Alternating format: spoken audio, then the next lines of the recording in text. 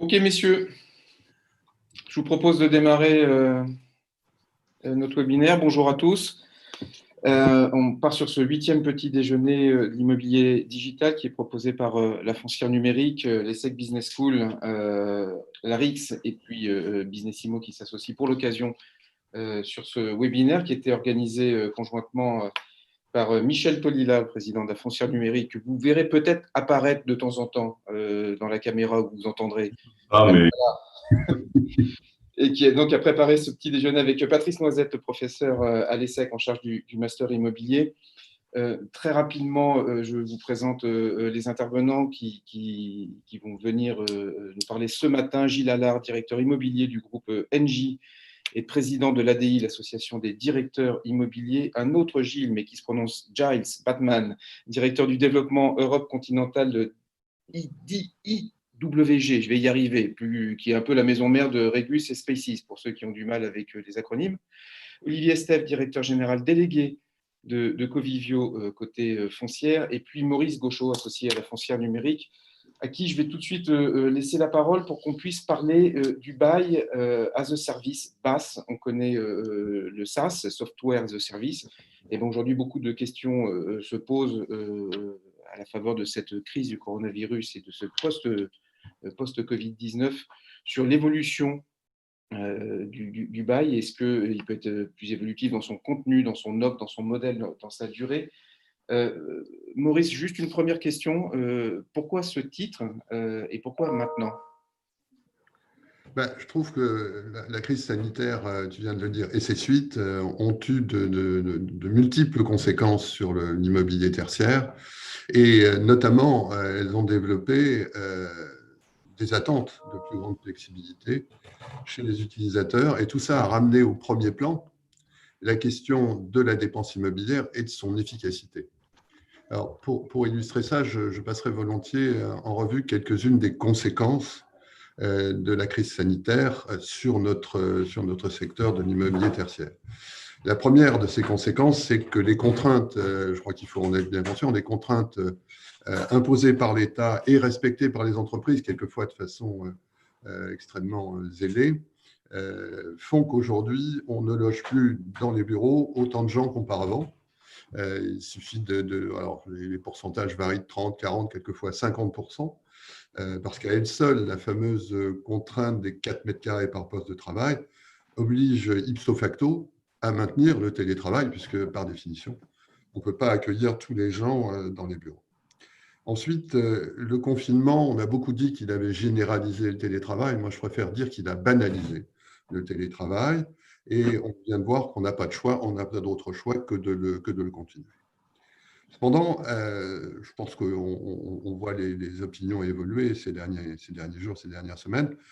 On pressent que les conséquences du télétravail ne seront peut-être pas toutes bénéfiques pour tout le monde, et surtout qu'elles ne seront pas forcément gratuites. Troisième élément, alors bon, on est tous satisfaits de voir que de jour en jour, la pandémie recule, mais malheureusement, et on le savait à peu près dès le départ, la récession, elle avance. Et elle pousse les entreprises, Gilles nous en dira sûrement un mot tout à l'heure, elle pousse les entreprises à faire des économies, et notamment sur l'immobilier. En face de cela, les entreprises sont confrontées à des baux qui sont souvent longs et plutôt rigides, mais bon, c'est le cadre juridique dans lequel tout le monde fonctionne. Et donc, ces entreprises, elles sont à la recherche, dans ce cadre un peu rigide, de plus de souplesse à court terme pour passer la récession et à moyen terme pour se retrouver dans une meilleure situation face à de prochaines crises.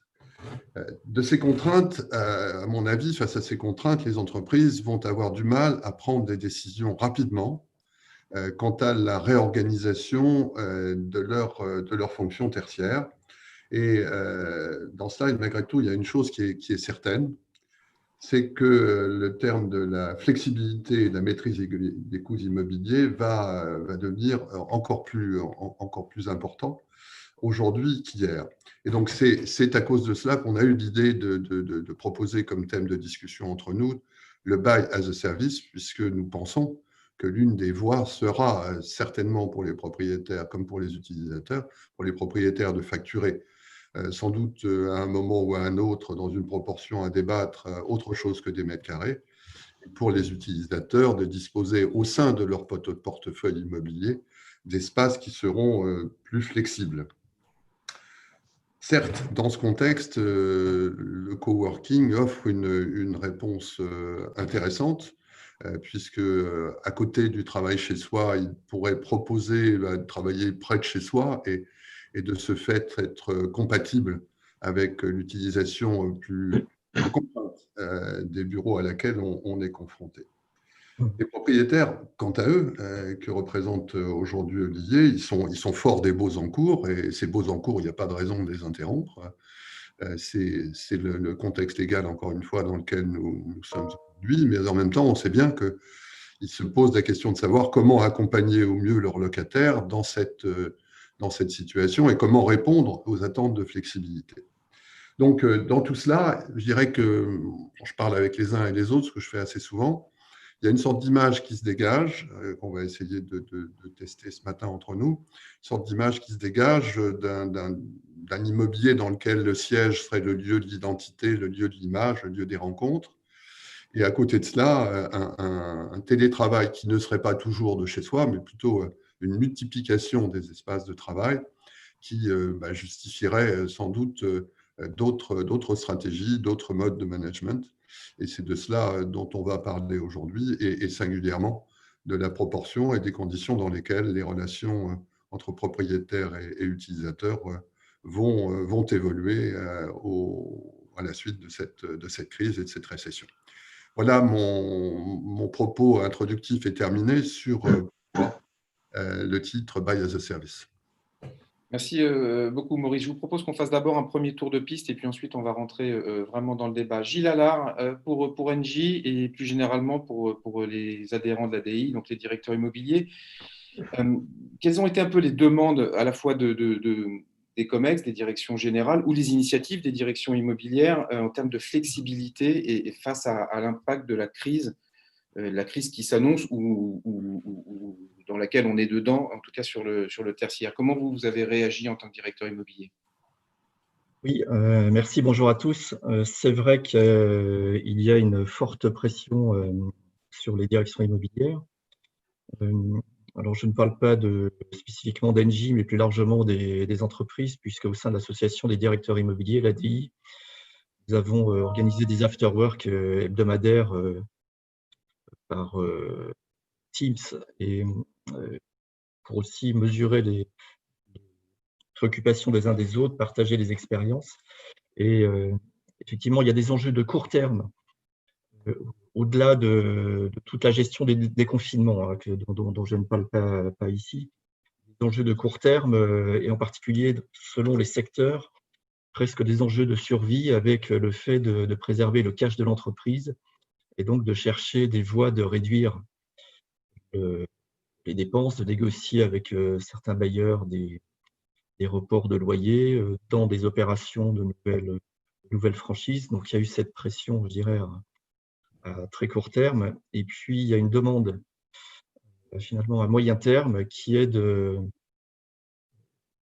l'immobilier étant une part importante des frais généraux, et bien de réduire l'empreinte, de réduire les mètres carrés, qui est le premier levier pour réduire les coûts. Et puis de regarder en fait ces engagements locatifs, du coup de se reposer la question d'opérations en cours, sont-elles maintenues, suspendues, annulées, et regarder les engagements locatifs qui arrivent à expiration prochainement ou à plus long terme. Donc d'engager une réflexion de moyen terme pour réduire cette empreinte qui donc met vraiment les directions immobilières sous pression. J'entends le mot « que réduire ». Je voudrais passer la parole juste à Olivier Estève. Comment réagit un propriétaire bailleur, une foncière, quand on n'entend que ce mot par rapport aux entreprises qui veulent réduire leur empreinte immobilière, réduire leurs coûts derrière ? Comment vous avez réagi ou comment vous réagissez chez Covivio ? Alors nous, chez Covivio, bonjour à tous. Chez Covivio, on a principalement des clients qui sont des grands comptes et des ETI. On a comme le disait Gilles, accompagner ces grands comptes dans une démarche partenariale. On a étudié chaque cas, en fait, et souvent, effectivement, c'était des questions soit d'étalement du paiement des loyers, soit de franchise versus allongement. Hein. C'est un peu comme ça qu'on a traité les grands groupes. Et encore une fois, pour préserver le cash dans les entreprises, on a la chance, nous, chez Covivio, on n'avait pas d'enjeu de cash. On a de la visibilité de ce côté-là. Donc, ça nous a permis d'accompagner nos clients. Et c'est aussi l'intérêt pour des entreprises d'être clients chez des grandes foncières qui ont la possibilité de les soutenir quand ça va un peu plus mal. Parce que je pense que si on est face à un particulier qui, lui, a de l'autre côté des emprunts à rembourser, ben, c'est plus difficile d'avoir ce genre de souplesse. On a eu aussi parfois, on en a profité pour revisiter des baux, de discuter de la flexibilité. Voilà. Enfin, c'est pour ça que je dis que c'était vraiment du sur-mesure pour chaque entreprise. Pour les entreprises plus petites, on a fait parfois, et notamment évidemment les TPE, les commerces, des gestes qui ont été la suppression des loyers pendant le confinement. Hein. Donc ça, c'était un peu ce que le gouvernement avait sollicité et on a évidemment suivi sur ce thème. Et puis aussi travailler beaucoup avec les entreprises sur le court terme, qui étaient les conditions, et Maurice en parlait un peu sur la densité, sur les conditions de la reprise au niveau sanitaire. Voilà. Et une très forte demande de tous les utilisateurs, des questions techniques sur la clim, notamment la qualité de l'air, le filtrage, etc. Et aussi les accompagner avec des protocoles et des labels. Donc, on a travaillé avec des entités pour certifier un peu nos protocoles sanitaires, pour rassurer les entreprises. Et après, la vraie question pour nous, c'est le moyen terme. Hein, c'est ce qu'évoquait Gilles, c'est cette demande de réduction qu'on sent un peu partout. Après, les gens parlent. Moi, j'aime mieux parler d'optimisation, en fait, des coûts et de l'empreinte immobilière, parce que je n'ai pas entendu une seule entreprise me dire je vais loger mes collaborateurs moins bien, je vais les mettre dans des locaux inadaptés, j'ai mal localisé pour payer moins cher. Parce que ça serait ça la solution. Hein. Aller en troisième couronne. Et moi, si vous voulez, j'ai des bureaux dans des villes secondaires, en province, en banlieue de villes secondaires, vous allez voir, ce n'est pas cher du tout. Hein. À 90 € du mètre carré, vous pouvez avoir des bureaux. Mais je pense que ce n'est pas ça le débat. Hein. Le débat, c'est comment, c'est ce qu'un peu Maurice a dévoilé au début, comment on travaille sur la flexibilité, qui est une forte demande, la réduction de l'empreinte, mais par contre, une qualité toujours croissante de nos immeubles et de l'offre de services dans ces immeubles. Olivier, juste à ce stade, il n'y a pas de remise en cause du bureau parce qu'il y a un immense phénomène autour des remote companies aux États-Unis. Il y a aujourd'hui un effet de mode sur le télétravail, sur tous les plateaux de télé, on ne parle que de ça. Il y a des tribunes dans tous les sens. Aujourd'hui, très concrètement, je ne parle pas moyen ou long terme, mais très court terme, il n'y a pas de remise en question des positions des entreprises, ou en tout cas des locataires de Covivio. Pas du tout. Tous, alors c'est vrai que ça a banalisé le télétravail, hein, comme le disait Maurice, mais ce n'était pas du télétravail. Hein, on était de façon obligatoire chez soi avec ses enfants, sa femme, son chien. Voilà, ce n'est pas tout à fait du télétravail. Donc autant tout le monde a dit oui, ça fonctionne, on peut travailler à distance, pas nécessairement chez soi d'ailleurs, ça peut être dans un tiers-lieu, mais certainement pas 100% du temps. Et moi, quand je vois l'appétit des collaborateurs, nous on a commencé à revenir au bureau. Et quand tu vois le monde qu'il y a autour de la machine à café, c'est très difficile de faire respecter les gestes barrières, parce que les gens sont tellement contents de se retrouver, d'aller en terrasse, etc. On voit bien que le lien social est important. Et moi, j'entends plutôt des entreprises dire le bureau, il va devenir de plus en plus une plateforme collaborative, peut-être, de moins en moins du bureau individuel, parce qu'il y a certaines tâches qu'on pourra faire effectivement ailleurs. Mais par contre, il reste fondamental dans la création du lien social, la culture d'entreprise et tout ce qui va avec, et puis l'efficacité collective. Très bien. Je finis mon petit tour de table avec Giles Batman. Comment le groupe IWG, lui, a réagi face à cette crise qui impacte tout le monde, à commencer par les centres d'affaires et les acteurs du coworking? Tout à fait. Bonjour à toutes et à tous. Donc d'abord, qui est IWG, International Workplace Group? Nous sommes 3500 centres d'affaires dans le monde, peut-être plus connus sous nos différentes marques, Regus, Spaces, HQ, Signature et Number 18, et en France, Stop & Work. Chaque marque représente différentes localisations, prix et expérience client. Nos centres composent de bureaux fermés, coworking, salles de réunion.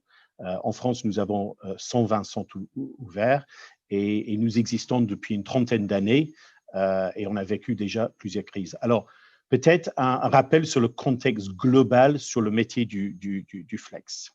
Le flex est la partie de l'immobilier d'entreprise qui a vécu la plus grande croissance depuis quelques années. Le travail flexible a vécu plus de 1000% depuis une décennie. Le travail est désormais multilieu. Alors, pour faire un petit point rapide sur la situation avant la pandémie, la croissance de notre industrie est basée sur des fondamentaux apportant des bénéfices clés et ces fondamentaux restent totalement intacts, à savoir moins de trajets et donc de temps perdu et de pollution, une meilleure productivité. 73% des employés considèrent que la productivité est équivalente ou meilleure en travaillant à distance.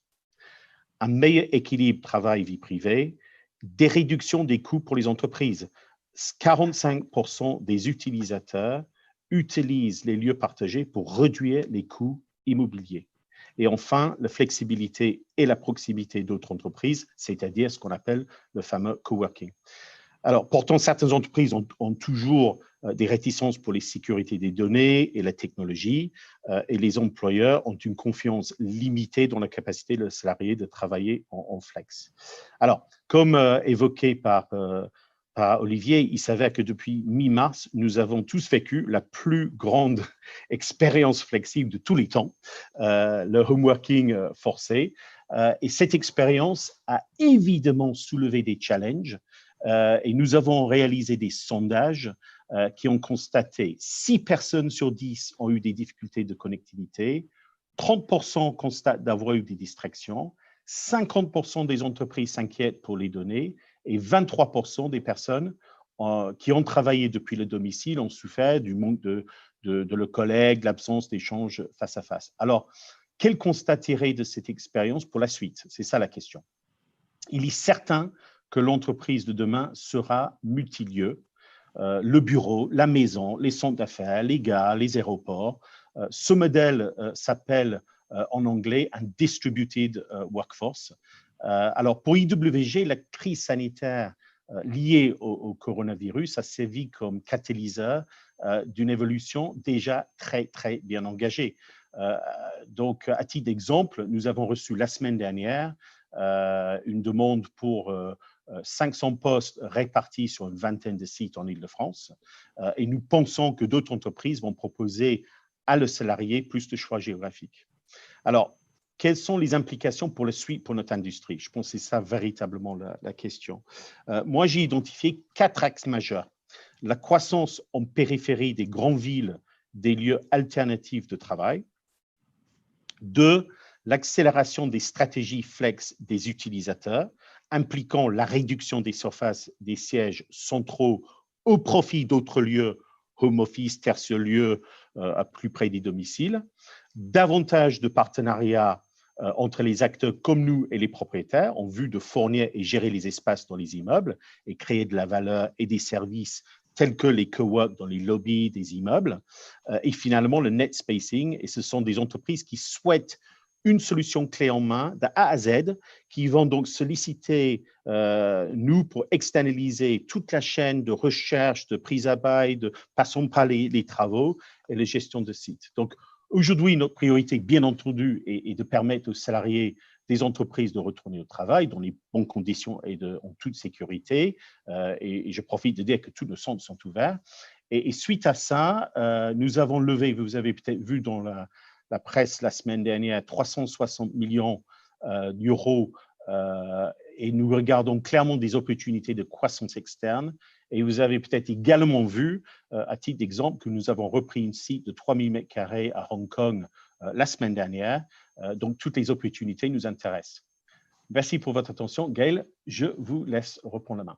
Merci beaucoup. On va revenir un peu sur tous ces éléments. À commencer par le premier, on a déjà un tout petit peu parlé du télétravail, mais peut-être si ça devient la nouvelle norme dans certaines entreprises, au point même d'inverser, je pense à la logique du groupe PSA qui a mis le sujet sur qui a mis le débat chez lui.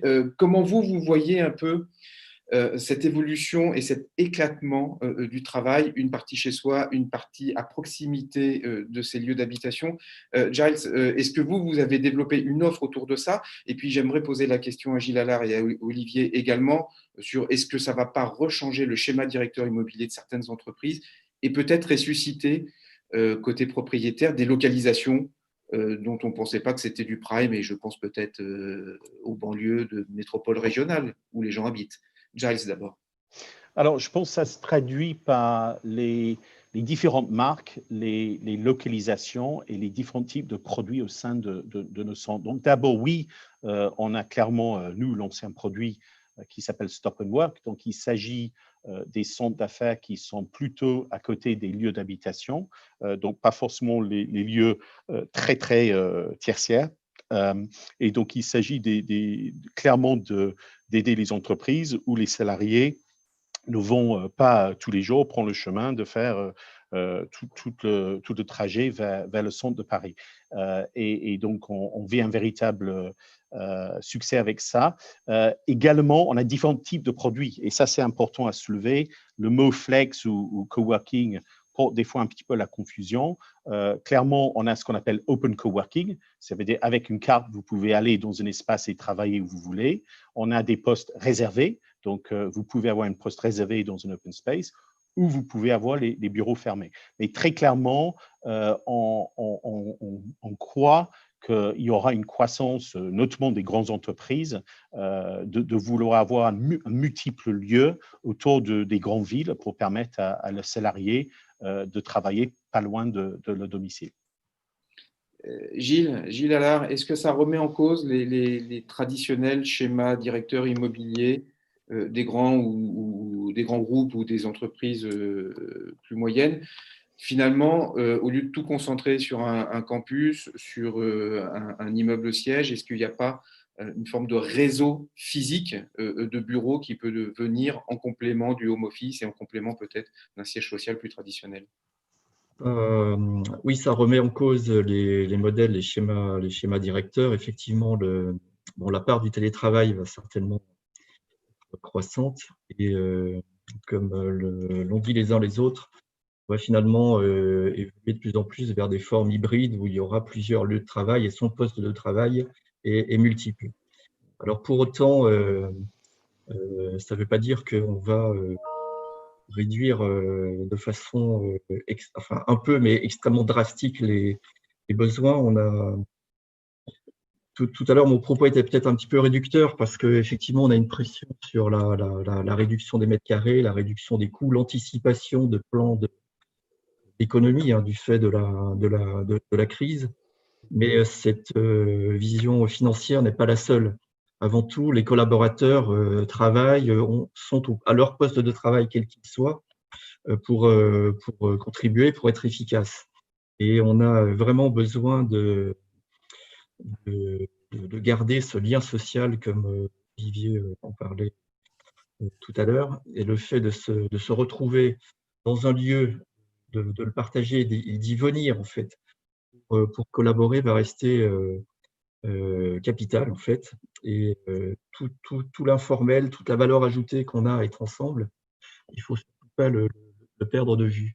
Alors, les entreprises qui ont annoncé des plans importants de télétravail, je ne pense pas que ce soit dans un mode panique parce qu'il y a une situation de crise qui les étrangle. C'est forcément des réflexions qu'elles avaient déjà auparavant et qui impliquent une refonte aussi assez profonde de la façon de manager les équipes.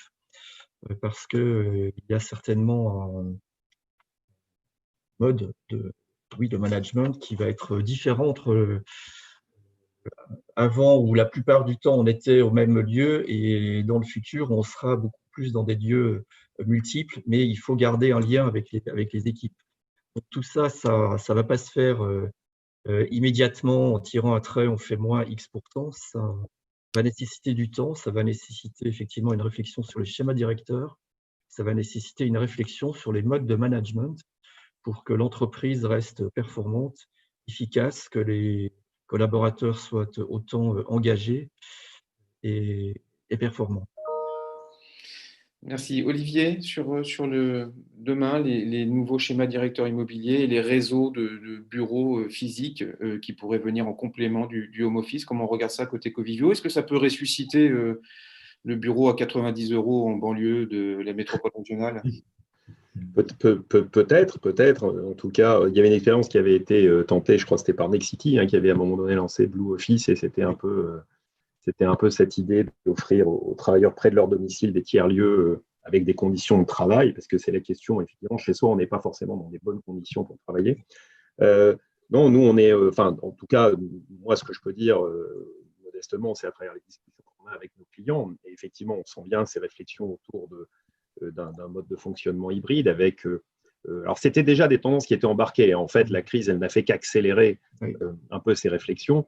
Mais la question de dire comment je fais un combo entre du télétravail, des solutions, des bureaux un peu plus pérennes pour nous sous forme de bail, où je suis propriétaire éventuellement pour cette entreprise qui là vraiment incarne, c'est la maison de l'entreprise qui incarne la culture et qui permet effectivement de doper l'efficacité collective et surtout d'accueillir les gens et d'être attractif pour les gens. Et puis, ces fameux tiers-lieux, nous, c'est un peu ce qu'on a développé avec Wellio, avec dans l'idée que les entreprises et qu'on pouvait proposer à nos clients un combo mixte bail et solutions flexibles, puisque dans l'optimisation des coûts, il y a cette notion de flexibilité, de pouvoir aussi consommer finalement du mètre carré ou des postes de travail ou des espaces projets quand j'en ai besoin et pouvoir les restituer quand effectivement ce n'est pas nécessaire, ce qui me permet de faire varier mon empreinte immobilière. Donc ça, nous, on sent que c'est la tendance. Ce n'est pas toujours simple à mettre en œuvre, parce que nous, de notre côté investisseurs, il faut bien qu'on amortisse nos investissements, donc il faut quand même idéalement de la visibilité sur les flux. Et c'est vrai qu'on était sur des modèles, plus les baux étaient longs, mieux on se portait, j'allais dire. Donc à nous de réinventer aussi ça. Et petit à petit, on va de plus en plus vers du service, effectivement, et apporter des solutions clés en main, s'occuper de la gestion des immeubles, proposer des solutions informatiques dans nos espaces Wellio, on vend des solutions IT. Enfin voilà, on dépasse le cadre de simples propriétaires immobiliers gestionnaires d'immeubles. Et on va devoir s'adapter. Ça pose plein de questions. Ça pose la question aussi sur la formation des gens, sur la professionnalisation de la filière des gestionnaires d'immeubles, faire passer les gens de gestionnaires d'immeubles à gestionnaires de clients. C'est un vrai boulot. C'est pas et c'est notre expérience hôtelière nous sert pas mal, puisqu'on considère aujourd'hui qu'on est de plus en plus vers de l'hôtellerie de bureau, en fait. Après, avec des durées de séjour plus ou moins longues, du long stay ou du short stay, mais il va falloir effectivement être un peu dans cette logique-là. Merci beaucoup. On a beaucoup parlé de flexibilité. Je voudrais poser une question à l'ensemble de nos intervenants sur quel est le prix de la flexibilité. Est-ce que la flexibilité qui est demandée par les entreprises et qui est un peu compréhensible parce qu'on avance tous un peu dans le brouillard, est-ce que cette flexibilité coûte nécessairement plus cher? Et si oui, les entreprises sont-elles prêtes à payer cette flexibilité, surtout en période de crise où aujourd'hui, clairement, il y a des questions de moyens, comme le disait très justement Maurice en introduction. Qui veut démarrer sur cette question de la flexibilité? Maurice, non? Moi, je veux bien démarrer sur la question de la flexibilité. Je pense que au total, on a beaucoup entendu, j'ai moi-même parlé de ça, on a beaucoup entendu problématiques de maîtrise des coûts immobiliers, de leur diminution ou tout au moins de leur optimisation. Et je pense que pour apporter cette souplesse, pour apporter cette flexibilité, il va falloir s'appuyer. C'est déjà le cas chez pas mal de propriétaires, chez pas mal d'utilisateurs. Il va falloir s'appuyer sur les nouvelles technologies, que ce soit les technologies liées à l'optimisation de l'occupation ou des technologies liées à l'optimisation de l'exploitation.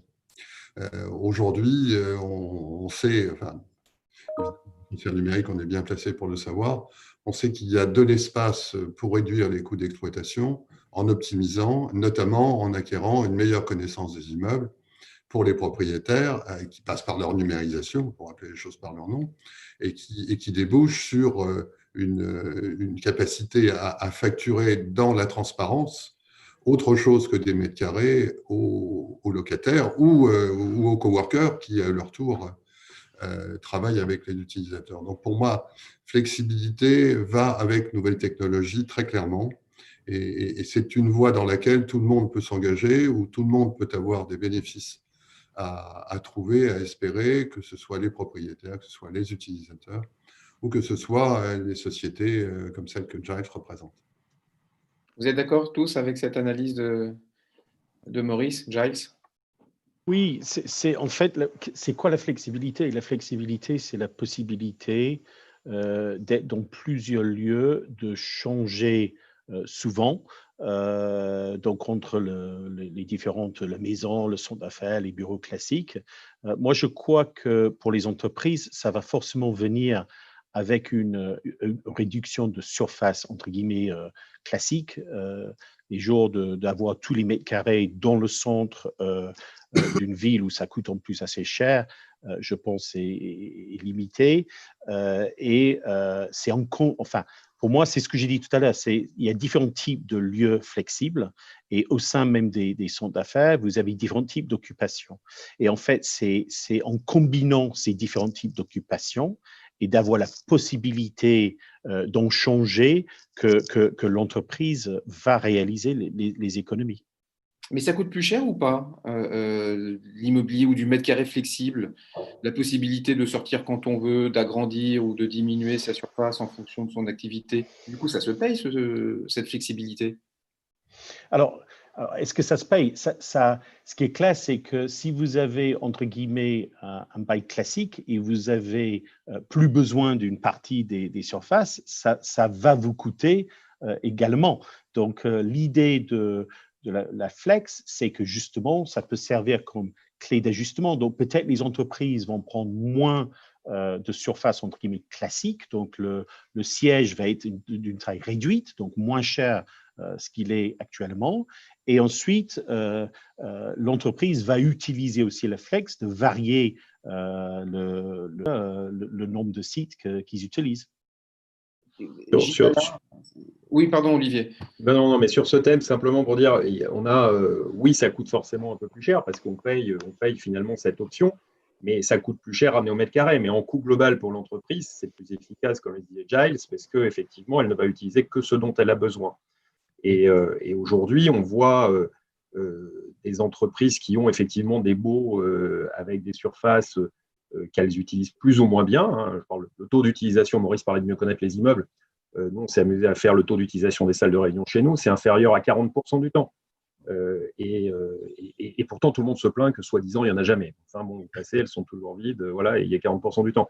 Donc, tout ça, si on peut effectivement travailler sur cette flexibilité, travailler sur ces coûts, ça donne comment dire, des économies. Et quand il y a pas mal d'études qui ont été faites, et pas par nous, hein, par un certain nombre de brokers, etc., pour comparer le coût de solutions de type Spaces ou Helio, etc., avec du bail classique, sur des durées courtes, c'est beaucoup plus compétitif. Si on réintègre tous les coûts, l'amortissement, les travaux, les coûts le ménage, le nettoyage, etc., le coût de gestion de ces contrats, eh ben, c'est beaucoup plus économique d'aller vers ce type de solution que vers des solutions de type bail. Ce qui est certain, c'est qu'aujourd'hui, je pense que si on regarde ce qui s'est passé jusqu'à il y a quelques années, le travail sur les coûts, il s'est fait principalement sur la densité. On est passé de 20 mètres carrés par poste de travail à 12 mètres carrés, et puis voire plus dans certains cas, etc. Aujourd'hui, tout le monde s'accorde à dire qu'on est à peu près au bout de ce travail-là. On ne pourra pas densifier plus, peut-être même un peu moins compte tenu de ce qu'on vient de vivre. Voilà. Donc, il va falloir trouver d'autres ressorts et la flexibilité paraît être la voie vraisemblablement la plus vertueuse, en tout cas, pour y arriver. Comment les entreprises regardent ça, Gilles Allard? Oui, tout à fait. Écoutez, on se doute bien que la flexibilité, si on a des surfaces dont on peut partir avec un préavis assez court terme, on se doute bien que tout ça a un prix.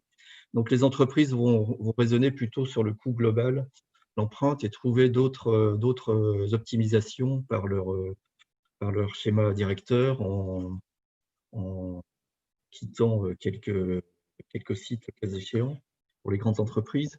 Et puis, il y a un autre aspect, c'est tous les engagements qui sont là, tous nos engagements locatifs.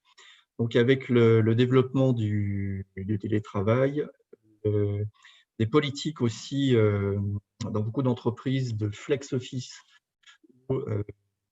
Donc, on a finalement des espaces qui permettent aussi des économies, qui permettent théoriquement de mieux fonctionner. En tout cas, c'est le but d'être plus efficace, mais qui conduisent à des économies parce qu'on n'a pas à réaménager les bureaux en fonction d'organisations qui changent assez souvent dans les grandes entreprises, mais on a des espaces collaboratifs, on a des postes de travail, tout ça est flexible en fonction des évolutions d'organisation. Mais les entreprises qui ont des engagements et qui louent des surfaces peuvent aussi avoir des surfaces vacantes. Donc, ces surfaces vacantes, là, je prends le cas d'Engie, on a nous-mêmes développé une offre de coworking sous la marque Lodge, qui nous permet finalement de commercialiser dans un format de service, comme les autres intervenants, mais beaucoup plus modestement, bien sûr. En tout cas, qui permet de commercialiser des services et finalement de valoriser ces surfaces vacantes. Ça, on peut le faire aussi avec les bailleurs.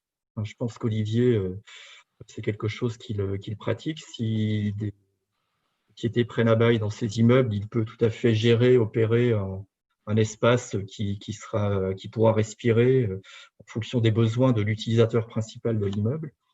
Ou les entreprises peuvent aussi externaliser la gestion de ces surfaces auprès d'acteurs professionnels du secteur. Là, je pense que Giles ne démentira pas non plus. Donc, on sait que la flexibilité, elle a un coût, mais on va chercher des optimisations très, très globales et on peut, nous-mêmes, utilisateurs, trouver des voies et moyens pour valoriser les surfaces pour lesquelles nous sommes engagés et dont on n'aurait plus tout à fait les mêmes besoins maintenant ou dans les années qui viennent. Gilles, quelque part, vous organisez en fait une forme de sous-location. Oui, de services. Alors d'ailleurs, sur une grande partie de notre portefeuille immobilier en France et en Belgique, nous avons concentré la gestion sur une entité de services partagés qui facture ensuite aux utilisateurs internes et qui facture sous un format de buy as a service, en fait, déjà. Donc, nos entités sont déjà habituées beaucoup à cette flexibilité et donc à ajuster leurs besoins. Et cette entité de services partagés est chargée de l'optimisation d'ensemble. Alors, ça peut avoir quelques contraintes parce que là, avec la crise, nous avons des business units qui très rapidement nous disent ben là, je rends 2 étages à tel endroit. Donc, on reporte la charge de la vacance sur cette entité de service partagé. Donc, à elle de se débrouiller. Mais on voit bien que cette logique-là est inscrite, en tout cas, est parfaitement comprise par nombre d'entités. Je suis heureux de voir que Gilles partage notre vie de propriétaire, hein. Vie ma vie de propriétaire. Si on pousse un cran plus loin, est-ce que la volonté des entreprises de flexibiliser au maximum leur poste immobilier peut avoir, afin notamment de piloter les coûts, est-ce que ça peut avoir la peau du bail 369 et du coup, dans l'affirmative, quels en seraient les impacts pour les propriétaires, pour les investisseurs, les foncières, les fonds d'investissement, les CPI, qui ont quand même construit une grande partie de leur performance et de leur attractivité sur la stabilité et la pérennité des cash flows? Est-ce que ça, demain, ce n'est pas un grand risque pour l'investissement immobilier ou pour l'industrie immobilière? Maurice? D'abord, on ne va pas faire d'histoire, parce que ce sera fastidieux et long, mais le bail 369 a été conçu pour les petits commerçants et a été utilisé par extension pour les entreprises à un moment où les entreprises, et c'était dans la fin des années 50, début des années 60, plus des années 60 d'ailleurs, ont cessé de vouloir investir leur argent dans leurs outils immobiliers et ont cherché donc comment les louer, notamment sous l'impulsion d'intervenants anglo-saxons, des Anglais, qui sont venus ici en France, notamment créer les premiers entrepôts en location, etc. Donc, ne perdons pas de vue que le bail 369 couvre un ensemble de sujets, dont certains sont des sujets très, très délicats à reprendre. Pour ma part, et compte tenu de l'expérience que j'ai pu avoir, notamment dans le domaine du développement durable, dans le domaine d'un fameux décret qui a mis le temps qu'on sait pour sortir, Je dirais qu'il vaut mieux, comme on le voit aujourd'hui, compte tenu du contexte, de l'atmosphère de la discussion entre les différents participants. Là, en ce moment, on voit qu'on est capable de trouver des solutions sans remettre en cause des dispositifs qui sont des dispositifs législatifs dans lesquels le politique viendra jouer un rôle qui ne sera pas un rôle d'accélération, bien au contraire, et qui sera sans doute un rôle de paralysie et autres. Ne croyez pas que je vois ça négativement. Je pense que ce qui est remis en cause, ce n'est pas le 369, c'est, et je crois qu'Olivier l'a dit, une approche plus globale des sujets immobiliers des utilisateurs par les investisseurs. Je peux donner un exemple, Gaël, sur ce qu'on a fait avec un de nos grands clients qui avait un immeuble dans Paris dont il n'avait plus l'usage en totalité. On a travaillé ensemble, on a réduit l'assiette du bail. On a, nous, investi pour transformer 2 étages en plateforme, en plateau collaboratif avec des services, etc. On lui a demandé en contrepartie qu'il s'engage à assurer 50% du chiffre d'affaires de ces nouveaux espaces. Et puis, nous, on a installé un Wellio et puis on va chercher le reste de la clientèle. Donc voilà, on s'est adapté, on leur a fourni un service, on a augmenté la qualité de l'immeuble parce qu'ils ont accès à un panel de services qu'ils n'avaient pas avant dans l'immeuble. Et puis, en même temps, eux ont réduit leur assiette et ils ont concentré finalement le bail uniquement sur les locaux dont ils ont besoin en dur pour une longue durée parce qu'ils ont de la visibilité là-dessus. Donc, ce n'est pas forcément la mort du bail 3, 6, 9, 6, 9 ou plus. Après, ça veut dire que, comme tu disais, on devient plus un prestataire de service. Donc, on est aussi dans une stratégie d'acquisition de clients et de fidélisation de clients. Il va falloir créer de l'affectio societatis. Et la garantie de nos flux, ça sera en partie des baux et ça sera en partie notre capacité à générer du flux de clientèle et à les satisfaire, comme quand on opère des hôtels. Oui, c'est l'hôtellerie tertiaire en plus du bail classique. Et là-dessus, est-ce que aujourd'hui, les acteurs immobiliers, les opérateurs immobiliers, notamment les investisseurs, sont prêts à passer d'une gestion de l'immeuble à une gestion du client, ou est-ce qu'il faut encore des intermédiaires et je pense notamment aux coworkers et aux acteurs du coworking, Olivier et Giles? Ça dépendra beaucoup de la nature de l'investisseur. Je pense que des foncières comme les nôtres qui opéreront sur toute la chaîne de la création de valeur, depuis l'acquisition, la gestion, l'asset management financier, pourront le faire et muteront. Après, ça sera peut-être pour tu citais les SCPI, les OPCI, elles auront peut-être besoin effectivement de travailler en partenariat avec des entreprises comme IWG ou des partenaires prestataires de services. Oui, je pense, Gaël, qu'une grande partie du parc, néanmoins, reste conventionnel. Il ne faut pas oublier ça. Cependant, oui, les entreprises souhaitent plus de flexibilité. Si on regarde les estimations, 30% des surfaces pourraient être plutôt flex par 2030.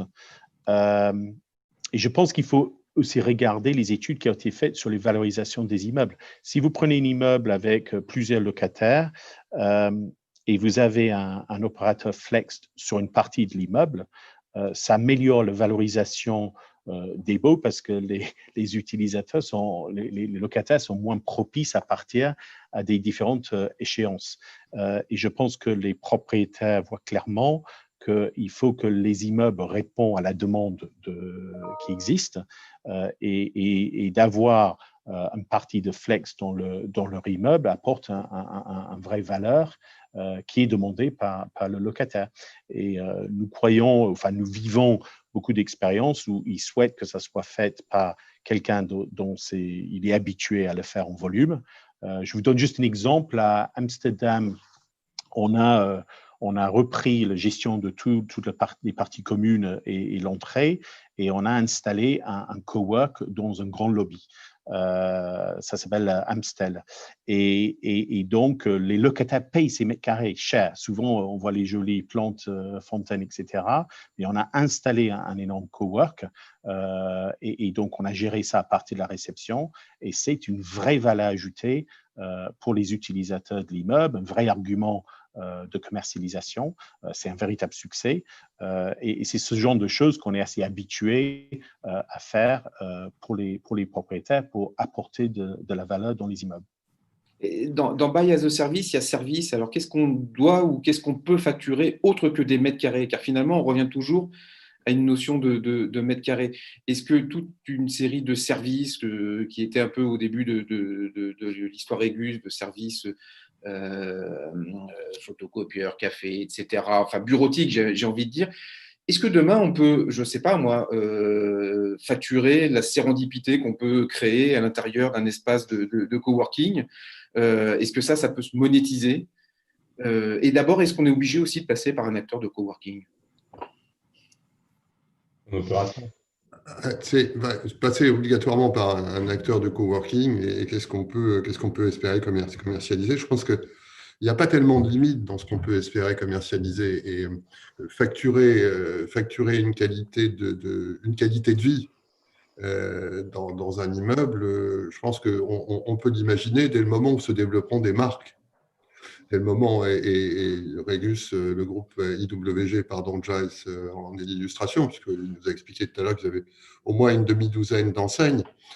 C'est un petit peu comme l'hôtellerie que connaît bien Olivier. Je pense qu'il y a des marques dans le domaine de l'hôtellerie qui sont toutes des 4 ou des 5 étoiles, chez lesquelles on trouve des choses extrêmement différentes en termes de services, mais on sait qu'on va trouver quelque chose d'assez déterminé. Il n'y a rien qui empêche de penser qu'à l'avenir, les prestataires de services, voire les grandes foncières, ça va lui faire plaisir, mais bon, comme c'est un ami et que je l'aime bien, ce n'est pas un hasard si on a proposé à Olivier de se joindre à nous. C'est une foncière qui cultive la relation avec les utilisateurs, ce n'est pas la seule, hein, mais qui la cultive fortement avec des préoccupations justement d'être identifié comme tel. Donc, qu'est-ce qu'on va facturer demain? On va facturer de plus en plus de choses, mais incontestablement, des marques s'imposeront comme offrant un meilleur contexte aux startups ou un meilleur contexte aux entreprises industrielles, un meilleur contexte aux entreprises de services, qui sait, aux avocats. Toutes ces choses, je crois qu'on va assister aussi à l'apparition de segmentation dans ces domaines-là. Ouais, avec la croissance de Flex, il est très clair que la demande est très variée. Et pour reprendre le point de Maurice, nos différentes marques représentent différents types de demandes. On a une marque qui s'appelle HQ, c'est notre offre plus budget, où les gens nous disent, voilà, j'ai pas forcément besoin d'un aménagement de luxe, d'une localisation très centrale, je veux juste quelque chose qui est très fonctionnel, relativement basique. À l'autre extrême, par exemple, en Spaces, il y a forcément beaucoup plus d'animation, il y a le coworking, il y a beaucoup plus d'événements. Donc, effectivement, chaque personne, chaque entreprise a des demandes différentes et de facto, la facturation est faite de la typologie d'environnement qui est créée. Et si une marque est malade, je pense à WeWork, est-ce que ça remet en question toute l'industrie? Est-ce que ça remet en question l'avenir du coworking, la dynamique d'expansion du coworking? Ou c'est un épiphénomène? Et j'ai noté que vous aviez levé 360 millions d'euros, donc je pense qu'il y avait des sujets opportunistes au bon sens du terme à saisir. Écoute, il faut dire que WeWork a fait et fait toujours énormément dans l'industrie de Flex. Et notre industrie a vu énormément d'acteurs débuter dans le secteur. Je ne pense pas que c'est pas un problème de mode. Alors, chez nous, nous sommes intransigeants sur un ensemble de facteurs qui sont dans la localisation, l'adéquation de l'immeuble pour exercer au mieux notre activité. C'est très, très, très, très important. Les deals faits avec les propriétaires qui sont des deals de marché. Et comme vous savez peut-être aussi, notre métier est aussi excessivement consommateur de CAPEX. Donc, il faut idéalement lisser son développement dans les cycles et surtout pas le faire tout en haut du cycle et avoir les coûts centraux maîtrisés. Ça, c'est vraiment les facteurs clés de succès et ce que je peux dire, c'est le respect de ces derniers est fondamental pour avoir voilà, une activité qui fonctionne bien. Merci beaucoup. On arrive vers la fin. Oui, Gilles. Gilles Allard. Moi, j'avais en fait une question Ah bah justement, c'est le tour des questions. au panel parce que là, on vient de parler beaucoup d'espaces de coworking, d'hôtellerie tertiaire. Bon, on avait juste avant parlé du bail classique 369. Je voulais poser une question sur l'attitude, enfin pour les investisseurs, l'attitude des banques, parce que j'en discutais avec d'autres utilisateurs, on constate qu'on nous demande de plus en plus de garanties, enfin, via les investisseurs sous la pression de banques, de plus en plus de garanties quand on prend des engagements en tant qu'utilisateur. Est-ce que les banques, vis-à-vis des investisseurs, voient différemment les investissements qui sont dédiés à des espaces de coworking? Est-ce que ils sont plus prudents maintenant? Là, du fait de la crise, on sent cette pression croissante, en tout cas, vu des utilisateurs. Est-ce que vous, IWG, vous ressentez, vous êtes amené à offrir plus de garanties, et donc est-ce que les prix peuvent s'en ressentir? Est-ce qu'il y a un changement Oui, Gilles, enfin, c'est très clair, c'est que bon, tout ça, c'est très, très, très, très récent. Oui. Sincèrement, pour l'instant, je peux pas dire comment les choses vont s'orienter du tout pour la suite. Je ne sais pas comment ça sera demain. Tellement la situation a été rapide et brutale. Je n'ai aucun indice sur comment les banques et les investisseurs vont réagir. Je n'ai vraiment pas d'idée pour l'instant. Moi, je peux répondre deux choses. Alors, c'est très conjoncturel et les banques réagissent très, très vite. Hein. En fait, aujourd'hui, il y a beaucoup de volatilité sur le comportement des banques. Aujourd'hui, c'est quasiment impossible de financer une opération de développement en blanc, donc sans locataire, et c'est très facile de financer un immeuble avec un bail de 12 ans d'Engie. Voilà, donc évidemment, entre les deux, il y a des solutions de coworking. Moi, je partage complètement l'avis de Giles pour dire que ça augmente la valeur d'un immeuble, d'avoir ce type de service dans l'immeuble. Ce n'est pas forcément partagé par les banques, ce n'est pas forcément partagé par les experts aujourd'hui, qui challenge un petit peu la valeur des immeubles quand on a ce type d'activité parce qu'ils considèrent qu'il y a de la volatilité. Alors évidemment, la période ne nous aide pas beaucoup, hein, qu'il y a de la volatilité, mais c'est un peu la même chose que de financer de l'hôtellerie. En fait, on finance un business. Hein, on sera plus, enfin, c'est un peu différent que de financer de l'immobilier. En fait. L'immobilier, c'est vrai que pour l'instant, le secteur des banques, notamment, nous on le voit, le coût du financement se ressent forcément de la visibilité qu'on a sur les flux et du fait que c'est loué ou pas et que c'est loué à des qualités de signature à long terme ou pas. Ça prolonge la réflexion de l'un des participants qui dit que la flexibilité ne devrait pas faciliter les financements investisseurs et notamment le risk office, ils sont très réticents à l'incertitude sur les cash flows. Donc, ça veut dire que ce n'est pas encore dans le schéma mental des banquiers comme des experts en valeur. Il va falloir démontrer qu'on sait pérenniser des cash flows et il va falloir montrer des business plans. Nous, quand on finance des hôtels, on montre les business plans d'exploitation à l'expert immobilier et qui challenge l'exploitation hôtelière et qui regarde si notamment le taux d'effort que paie le locataire est compatible avec son activité. C'est exactement ce qu'on a avec maintenant des espaces. Nous, on a quelquefois des locataires comme WG ou d'autres. On nous demande aussi de voir quel est le taux d'effort de ce locataire, quelle est la pérennité de son modèle, de son business model, etc. En fait, je veux juste ajouter un mot. On est dans un contexte de récession. Dans un contexte de récession, les banques ont toujours la même réaction. Donc, ça n'est pas spécifique aux activités de coworking, c'est spécifique au fait que dans une récession, les boîtes sont moins solides et qu'on a vu, quand on a un peu d'expérience, avec le recul, on a vu des entreprises souffrir, voire mettre un genou à terre, voire disparaître, qu'on n'imaginait pas même connaître des difficultés, alors que les récessions, on finit par les faire disparaître. Donc, ne reprochons pas, c'est toujours facile de cogner sur les banquiers, ne reprochons pas leur prudence, n'oublions pas quelque part que c'est avec l'argent de tout le monde qu'ils font des prêts.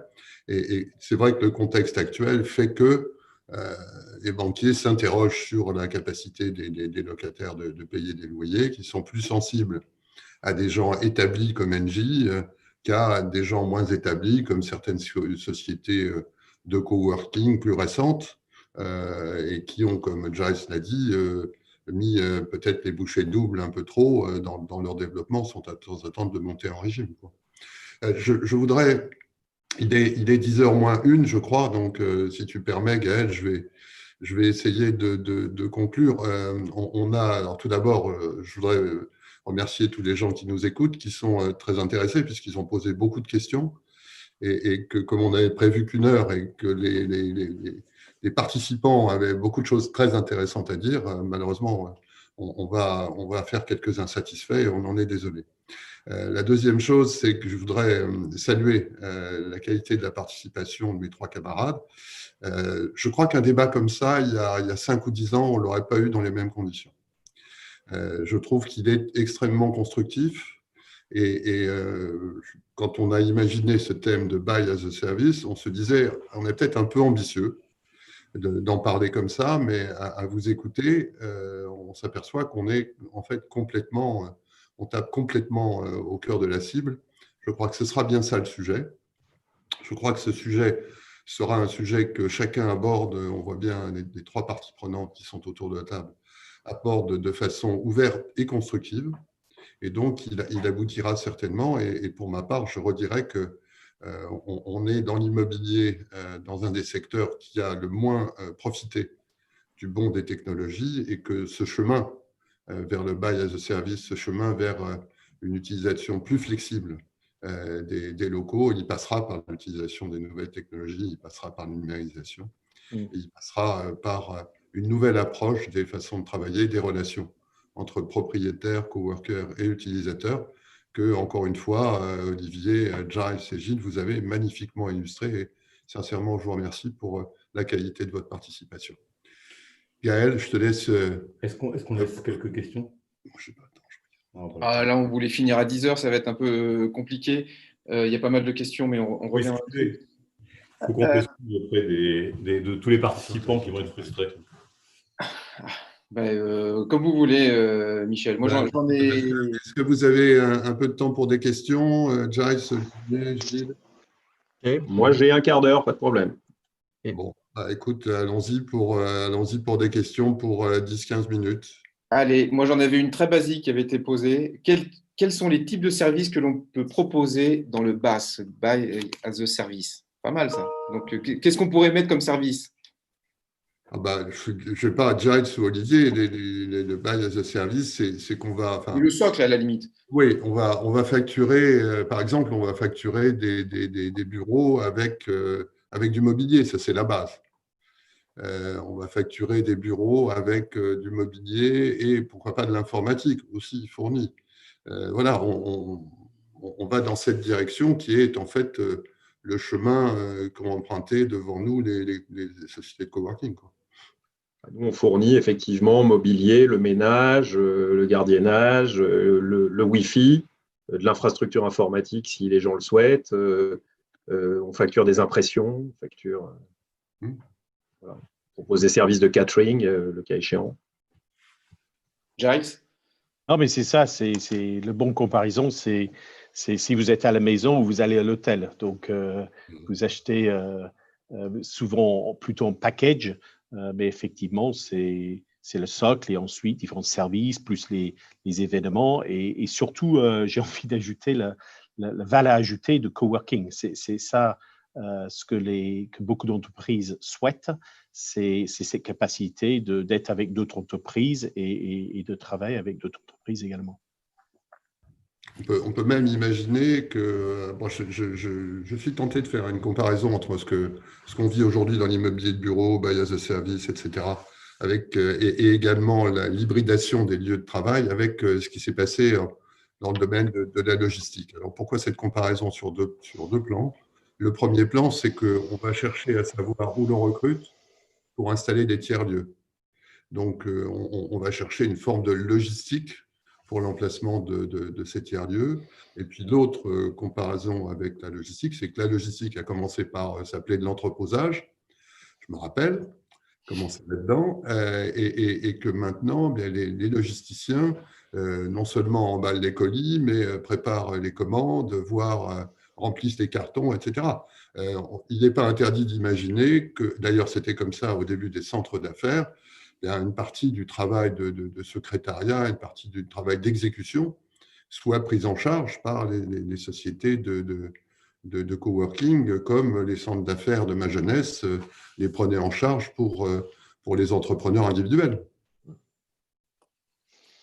J'ai 3 questions de Rodolphe Debord, mais et une remarque. Je vais en prendre qu'une et je vous ferai état de sa remarque après. Existe-t-il des solutions numériques pour créer de la convivialité intra-entreprise online et compenser la perte de la machine à café et des rumeurs de radio moquette? Et pourquoi devrait-on être passé au numérique dans ce domaine? Je fais juste une petite plaisanterie là, avec ma propre équipe. Je fais des réunions Teams que j'ai baptisées machine à café. Voilà. Comme on est à distance dans la période confinée. Voilà. Bon, la convivialité, elle a besoin d'être réelle, elle a besoin d'être physique. Elle a besoin d'être physique. Moi, je pense qu'elle a besoin d'être physique. Et moi, la convivialité numérique, j'y crois pas beaucoup. Et d'ailleurs, j'en veux pour preuve les réunions Teams. Moi, je trouve que ça fonctionne très, très bien dès qu'il s'agit de réunions très structurées où on fait du reporting, où on regarde des process, etc. On a un cadre. Dès qu'il s'agit de pouvoir être beaucoup plus dans l'interaction, dans la créativité, on perd beaucoup, beaucoup de choses. On perd l'informel, le langage corporel. Et alors, le pire, c'est les réunions mixtes. Là, j'ai fait une réunion mixte hier avec la moitié des participants en salle, l'autre moitié en Teams. Alors là, c'est très compliqué. C'est l'apocalypse. Je suis complètement d'accord parce qu'en Teams, quand on raccroche et puis on se parle plus avec les autres. Donc, tout le côté informel. J'étais hier au bureau et j'ai participé à une réunion physique depuis ce qui n'était pas arrivé depuis longtemps. C'est tout bête. Mais qu'on prenne 5-10 minutes après pour des considérations hautes sur des sujets des fois un petit peu compliqués, là, il y a un gain, alors que quand on est en Teams, on raccroche et on n'a pas cet échage. Après, moi, j'aurais juste une petite intervention, c'est qu'on est au début, du bureau, partagé comme cela, comme on a vécu tout le long chemin pour arriver au coworking. Et là, on est au début du bureau virtuel. Et donc, je pense que les millennials vont nous apprendre à codifier autrement en fait les relations avec un mix ou une hybridation entre le bureau réel, le bureau virtuel, et tous ces partages vont forcément naître demain. Je crois que ça va forcément arriver. Oui, puis dans les entreprises, il y a aussi des réseaux sociaux internes, des groupes, chez nous, c'est des groupes Yammer, qui peuvent être tout à fait sur des questions très quotidiennes et de convivialité. Enfin, ce n'est pas strictement nécessairement professionnel. Ça se développe au travers de réseaux sociaux internes d'occupants de mêmes immeubles, de mêmes organisations. En tout cas, moi, j'ai intégré des nouveaux collaborateurs pendant la période de confinement. Je veux dire, je pose la question, comment en virtuel, je crée de l'engagement, je crée la communauté d'entreprise, je crée de l'affectio societatis avec ces nouveaux, comment je les intègre, comment j'accompagne les jeunes dans leur formation. On a des salariés qui ont fait des burn-out pendant la période de confinement. C'est des salariés qui ont décroché, en fait, à cause du confinement et à cause de la distance et le fait de ne plus être dans une équipe et soutenu par le collectif. Donc, voilà, c'est des sujets aussi, questions ouvertes. La convivialité, elle est résumée peut-être dans la fiche qui est derrière toi. Oui. Ça, on ne fera pas mieux. Alors, il faut consommer avec modération. Et il paraît qu'il y a de la pomme dedans. J'ai une dernière question. Alors, j'avais une petite remarque de Rodolphe Debord qui dit quel dommage que les intervenants brillants par ailleurs, donc ça c'est pour vous, messieurs, soient tous apparemment des hommes parisiens du même âge. Alors d'abord, parisiens, on est tous des Provençaux, moi je suis un breton, on n'a pas tous le même âge. Et c'est vrai qu'on n'a pas mis beaucoup de diversité et beaucoup de parité dans cette table ronde, mais vous savez quoi, je suis sûr qu'on n'a pas fait exprès. Moi, je suis né à Alger.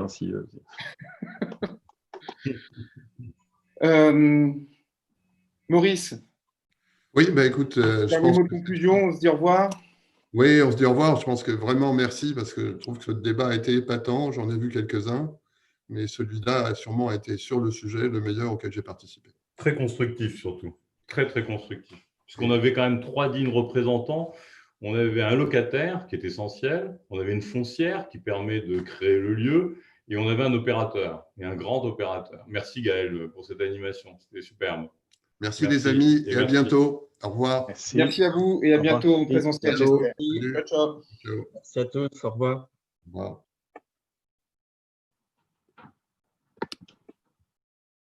Poup, qui